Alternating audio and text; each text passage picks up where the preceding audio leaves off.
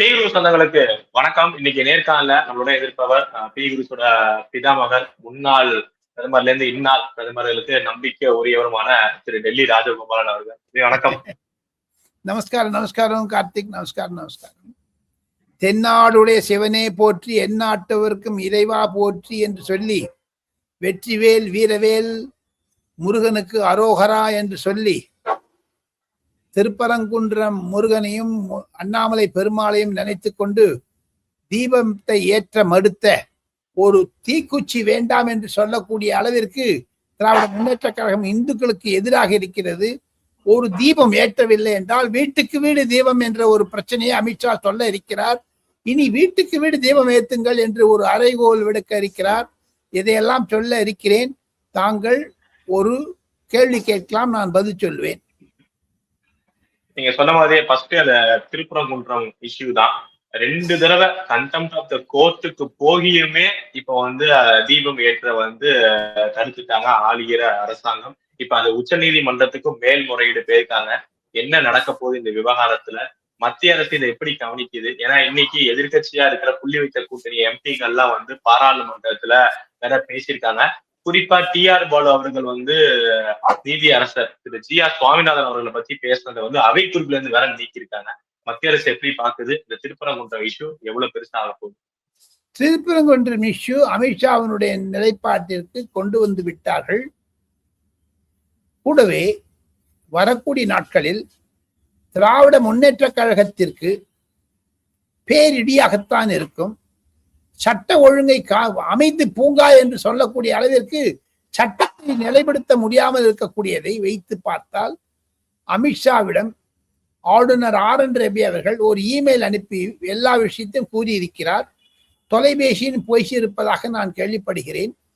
இதன் நடுவே டிஆர் பாலு இன்று பாராளுமன்றத்தில் எழுந்து பேச ஆரம்பித்த உடனேயே நீதி அரசரை, ஜி.ஆர். சுவாமிநாதன் நீதி அரசரை RSS ஏஜென்ட் என்றெல்லாம் சொன்ன உடனே, RSS ஜட்ஜ் என்று சொன்ன உடனே திசை மாறிவிட்டது.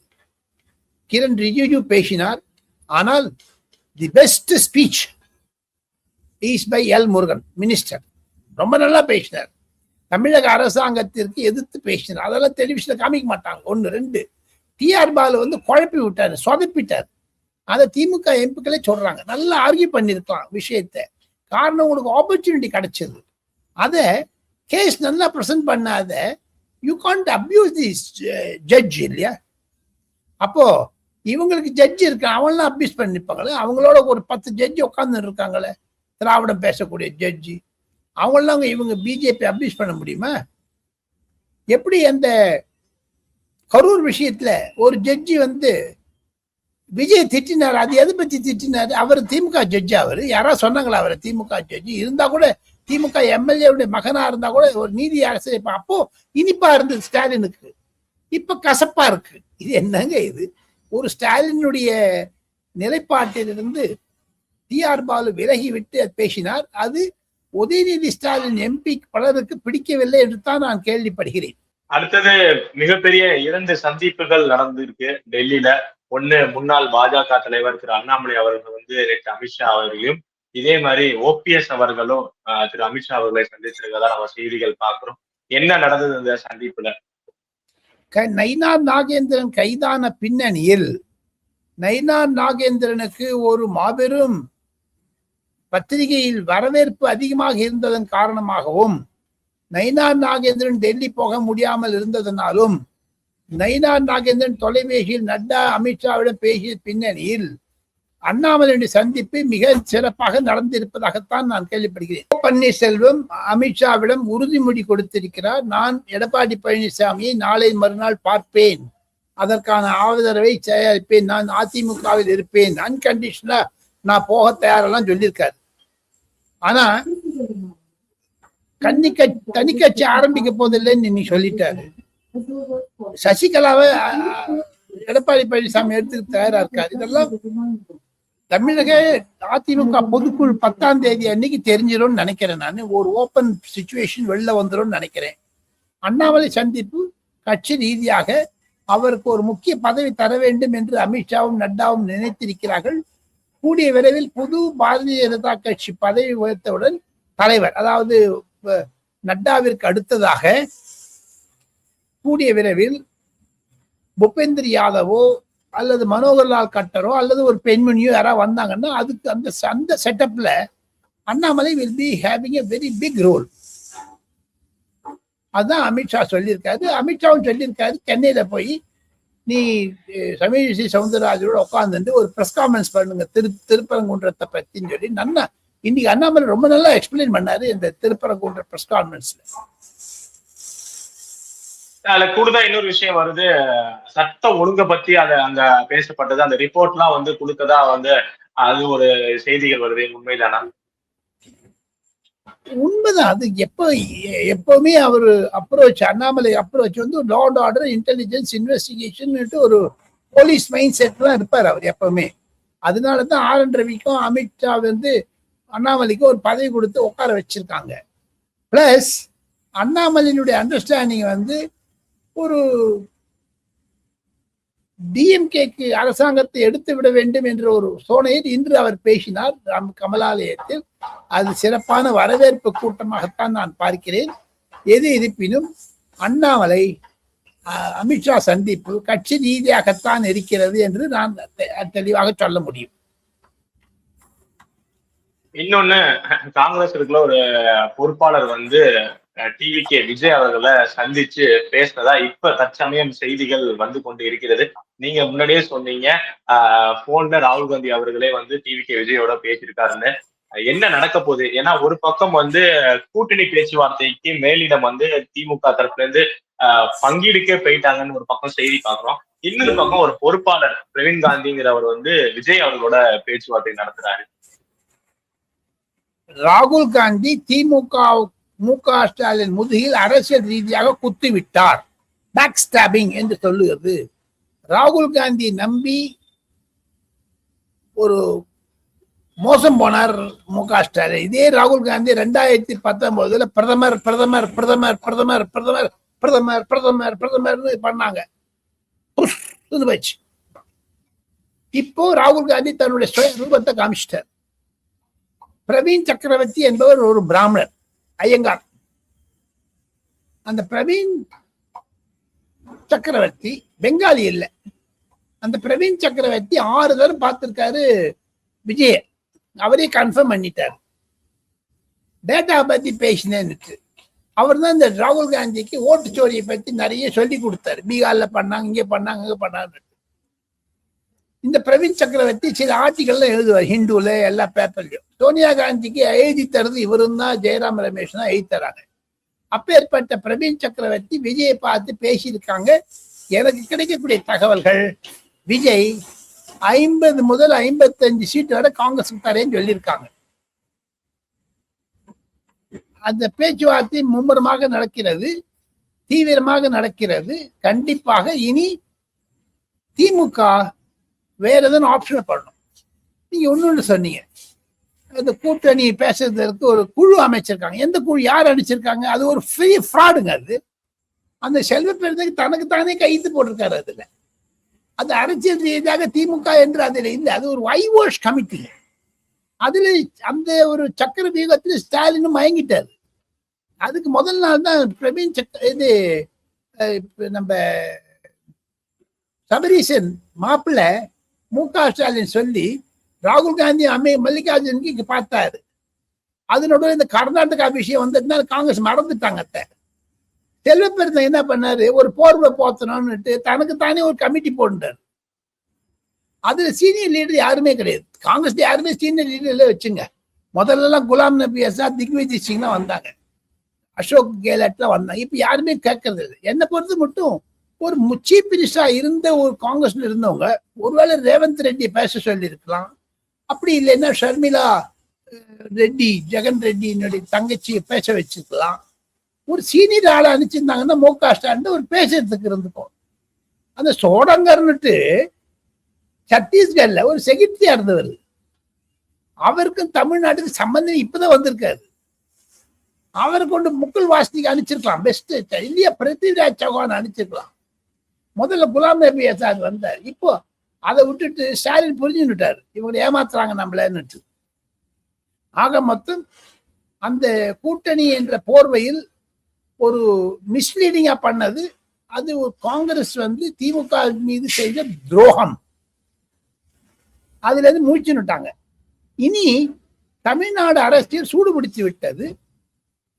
தமிழ் வெற்றி கழகம் மெதுவாக வளர்ந்து கொண்டு வருகிறது.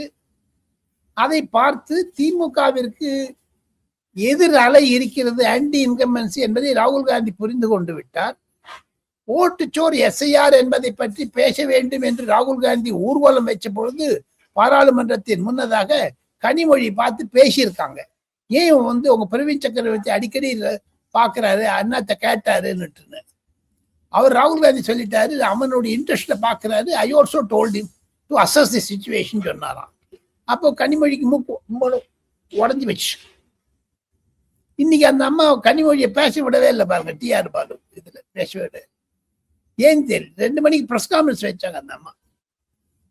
இதுல பாத்தீங்கன்னா காங்கிரஸ் தமிழ் வெற்றி கழகத்துடன் பேசுவதை 9 எம்பிக்கள் 5 எம்எல்ஏக்கள் சப்போர்ட் பண்றாங்க. என்ன பொறுத்து மட்டும் திமுக இருக்கணுங்கிறதுக்கு செல்வ பெருந்தகை ஒருத்தர் தான் சொல்லிட்டு இருக்காரு. காரணம் என்னன்னா, அவர் மேல ஒரு சிபிஐ கேஸ் இருப்பதாக நான் பத்திரிகை படித்தேன். அதை வாண்டான்னு சொல்லிட்டு சுப்ரீம் கோர்ட்டு, அது எந்த கேஸ் சிபிஐ வருதுன்னு எனக்கே தெரியாது, பார்க்கணும். அதுல சிபிஐ கேஸுக்கு தமிழக அரசாங்கம் எதிர்க்கிறது. அது எதிர்க்கிறதுக்கு காரணம் செல்வ பெருந்தகையுடைய சப்போர்ட் இருக்கும்னுட்டு. போக போக பாத்தீங்கன்னா Selva Perunthagai will get into the problem. அப்போ அவர் திமுகவோட போயிடுவாரு. நான் சொன்ன பாருங்க, போன வீடியோல கூட பிரவீன் சக்கரவர்த்தியோட கார்த்திக் சிதம்பரம், திருநாவுக்கரசர், விஷ்ணு பிரசாத், செந்தில், சுதா, மாணிக் தாக்கூர், ஜோதிமணி, இவங்கெல்லாம் ஏடிஎம்கே சரி விஜயோட போயிடுவாங்க. கட்சி உடஞ்சிருங்க. காங்கிரஸ், தமிழ்நாடு காங்கிரஸ் பிளவுபடும் என்பதுதான் என்னுடைய கருத்து. கார்த்திக், காலைல இறுதியான கேள்வியா, என்டிஏ கூட்டணி என்ன ஆக போகுது? இன்னும் அதிமுக பிஜேபி அப்படி மட்டும்தான் இருக்கு. பாமக இப்ப அந்த சிம்புலை யாரும் யூஸ் பண்ண முடியாத அளவுக்கு அங்க ஒரு பிரச்சனை போயிட்டு இருக்கு. இந்த பக்கம் இவங்களும் தேமுதிகவும் எதுவும் சொல்லாம இருக்காங்க. என்ன ஆக போகுது என்டிஏ கூட்டணி? என்டிஏ கூட்டணி கண்டிப்பாக அமித்ஷா ஏற்கனவே சொல்லிவிட்டாரு. என்டிஏ கூட்டணி எடப்பாடி பழனிசாமி தலைமையில் இருக்கும். இரட்டை இலை அவர் கையில் தான் இருக்கும். தமிழகத்தில் மு.க. ஸ்டாலினுக்கும் எடப்பாடி பழனிசாமிக்கும் தான் சண்டை. தமிழகத்தில் மு.க. ஸ்டாலினுக்கும் திராவிட மாடலுக்கும் இந்துத்துவ மாடலுக்கும் தான் சண்டை. ஆனா ஓட்டு பர்சன்டேஜ் பத்தி தான் பேசுறாங்க, விஜயை பத்தி பேசுறாங்க. Vijay is definitely attracting young crowd, யாரும் இல்லைன்னு சொல்லல. போக போக பாத்தீங்கன்னா விஜய்க்கு இருக்கக்கூடிய டெம்டேஷன் இருக்கு பாருங்க. நீங்க ஒரு சர்வே பண்றாங்க எல்லாரும். நான் ஒரு தனியார் தொலைக்காட்சியில் ஆலோசகராக இருக்கிறேன், ஆங்கில தொலைக்காட்சி, அங்கேயும் சர்வே பண்றாங்க. எல்லாரும் சர்வே பண்றாங்க. ஓட் பர்சன்டேஜ் சொல்றாங்க. 15ல இருந்து 20 ஆச்சு, இப்ப 25% ஆயிடுச்சு மிஸ்டர் விஜய்க்கு. என்னை பொறுத்த மட்டும் பி குரு தமிழ் வியூவர்களுக்கு ஒரு தனியா ஒரு ப்ரொஜெக்ஷன் தரம் பாருங்க. நீங்க பர்சன்டேஜ் பத்தி போகவே வேண்டாம். மொத்தம் இருக்கிற சீட் எவ்வளவு தமிழ்நாடு அசம்பிளில? 234, 234. நான் கணக்கு போடுறேன். விஜய்க்கு 35ல இருந்து 40 மட்டும் 40ன்னே வச்சுங்க. மீதி சொலையா ஒரு 200 கீழே இருக்கும், 195 இருக்கும். அது 34 எடுத்துடுறாரு விஜய், மீதி 200. அதுல திமுக கூட்டணிக்கு 100, அதிமுக கூட்டணிக்கு 100ன்னு வச்சிருந்தா கூட அந்த 34 எடுக்கணும் இவங்க ஏதாவது ஒரு குரூப். அப்பதான் 120 மெஜாரிட்டி மார்க் வரும். அப்படி இல்லைன்னா அதிமுக கூட்டணியில இருக்கக்கூடிய சில கட்சிகளை திமுக எடுக்க வேண்டியா இருக்கும்.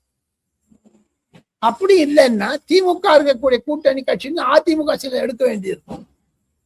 மத்திய அரசாங்கத்தில் அமித்ஷா பாரதிய ஜனதா கட்சி இருக்கிறது. அப்படி பார்க்க போனீங்கன்னா எடப்பாடி பழனிசாமி கிட்டக்க விஜய் வருவதற்கு சான்ஸ் உண்டு. Post election scenario, pre election சினாரியோல அமித்ஷாவினுடைய லீலைகளை விட போஸ்ட் எலெக்ஷன் சினாரியோ அமித்ஷாவினுடைய லீலைகள் RN ரவி மூலமாக, லோக்பவன் மூலமாக, ராஜ்பவன் லோக்பவன் மாத்திட்டாங்க. இப்போ அந்த மூலமாக RN ரவி தான் கோலோச்சுவார். ஆனா கிங் மேக்கர் விஜய். தோத்து போறது MK ஸ்டாலின், ஜெயிக்க போறது எடப்பாடி பழனிசாமி. அந்த இப்போ இப்போ இருக்குது ஒத்துமொத்தமா பாத்தீங்கன்னா Tamil Nadu is going the way of கூட்டணி ஆட்சி. திமுக டிராமா ஒழிஞ்சது. காரணம் என்னன்னு கேட்டீங்கன்னா திருப்பரங்குன்றம், கரூர், போதாத வரைக்கும் போதைப் பொருட்கள், சாராயம், பிரதிதினம் கொள்ளை கொலை கொள்ளை. மேகதாது விஷயத்தில் தமிழக விவசாயிகளுக்கு துரோகம் செய்தது திமுக எம்பிக்கள், MLAக்கள், அரசாங்கம். பழனிவேல் தியாகராஜன் சொல்லியிருக்காரு, அவரே தாவேக்கு போறான்னு எல்லாரும் சொல்லிட்டு இருக்காங்க. அவர் சொல்றாரு ஊழல் கட்சி திமுக, 30,000 கோடி சாப்பிட்டாங்க மருமகனும் மகனும் அப்படின்னு. அது யாருமே கான்ட்ரடிக்ட் பண்ணல தெரிவிக்கிறோம். எடப்பாடி பழனிசாமி 200 தொகுதி போயிட்டு வந்துட்டாரு. இதனோட சீமான் வந்து 5-10 சீட் எடுத்துன்னு போடுவார். விடுதலை சிறுத்தை கட்சிக்கு இருக்கக்கூடிய வாக்கெல்லாம் விஜய் எடுத்துன்னு போயிடுவார். விடுதலை சிறுத்தை கட்சி விஜய்க்கு போயிடும். ஆக மொத்தம் இந்த வாட்டி சுருக்க போறது வந்து விஜய் கட்சிக்கு லாபமாக இருக்க போவது விடுதலை சிறுத்தை கட்சியினுடைய ஓட்டு வங்கி, சீமானுடைய ஓட்டு வங்கி. ஸோ இந்த சின்ன கட்சியெல்லாம் சாப்பிட்டுருவார் விஜய்.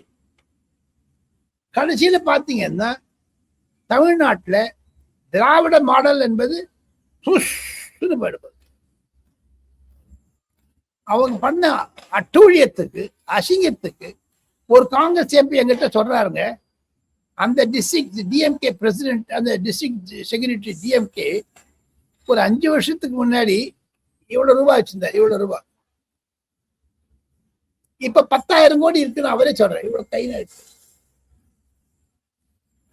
எல்லா டிஸ்ட்ரிக்ட் செக்ரட்டரியும் 10,000, 20,000, 50,000, 40,000 கோடி. எவங்கிட்டையும் 5-10 கிடையாது. ஊழல், டிரான்ஸ்பர், இதுல ஊழல், அதுல ஊழல். பாராகைக்கு வாய்க்கு பேசுவாங்க. இத பண்ணிட்டேன் பாரு, நீட்டை பண்ணிட்டேன் பாரு, செங்கலை காமிப்பாரு, இப்படி. இதெல்லாம் தான் இருக்குது. தமிழகம் ஒரு கூட்டணி ஆட்சியை நோக்கித்தான் செல்கிறது. 2026 மே மாதத்தில் அதை தாங்கள் கண்டுகொள்வீர்கள் என்பதை சொல்லி முடித்து அடுத்த வீடியோவில் நான் பல கருத்துக்களை சொல்ல ஆசைப்படுகிறேன். தங்களிடமிருந்து விடைபெறுவது ராஜகோபாலன், டெல்லி.